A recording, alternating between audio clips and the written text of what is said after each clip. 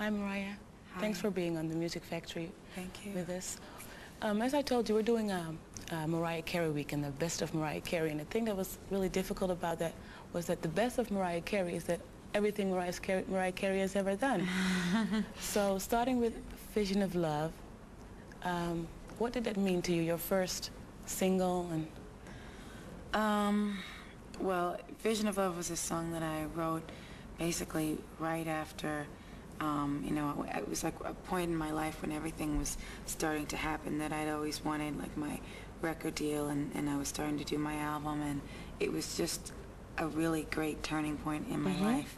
And so that's kind of, it's very special to me for that reason. And I had most of the songs from the first album when I first, you know, the record company first heard my tape. I had a lot of the songs I had already written in high school and been working on. Yeah, because you started writing at like 14 years old? Yeah. It's amazing, right? Yeah, so it's, you know, that the songs from that period for the most part are, you know, it feels like a long time ago for me, but yet it wasn't that long ago, you know. It's just that I've done so much in a short period of time. Yeah, I guess like each album, from each album I have different memories, and you know, some might remind me of making the video, like the song Emotions reminds me of the video, which was fun doing that, because it was kind of like a crazy, loose, just hanging out with your friends kind of thing, driving around. Yeah, that was fun. And then Unplugged was Unplugged. I didn't expect it to be an album. I just went to do a TV show, and I had never really done live performing before. And no, but isn't it difficult, because you knew you wanted to be a performing artist ever since you were a little girl, right?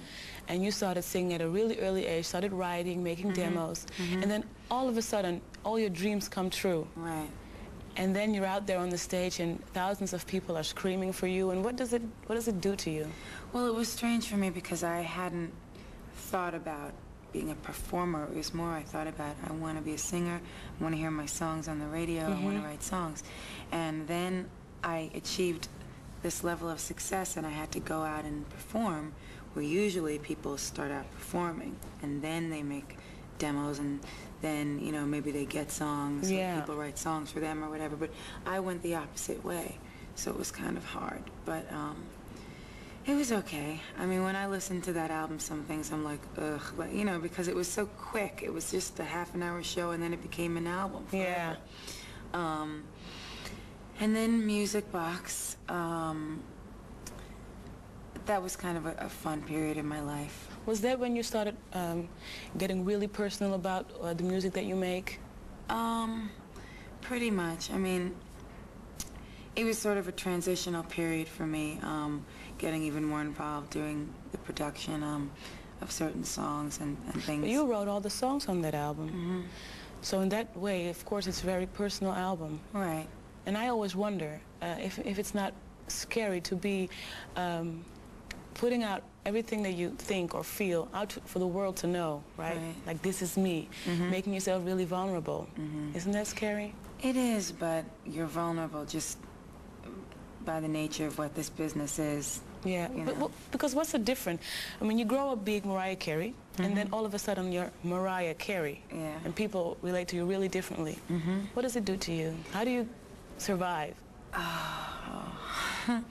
It's hard, but I don't want to complain about it, because there are a lot worse things I could be doing. Sure, you know. But still, I mean, walking down the street, every single thing that you do, with the way you wear your hair, everything that you do is being criticized by people. Right.